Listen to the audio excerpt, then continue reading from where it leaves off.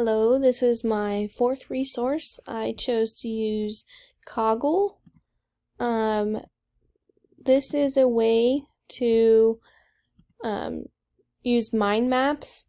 I think this could be used for your students and for yourself or other teachers with your peers or coworkers.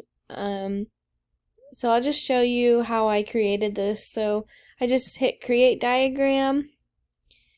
And this is the one I made before this recording.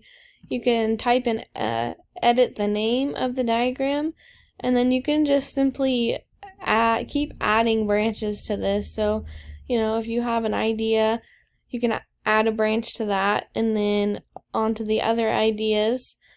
You can also present the diagram. So let's say you want to present it and you don't want to show anyone what you have. And then as you're presenting, you can show them. You can also share this with your coworkers. And then they're able to edit as well. So maybe you guys want to plan together and plan like a lesson or, standards or, whatever you want to plan. I think this would be a really good idea.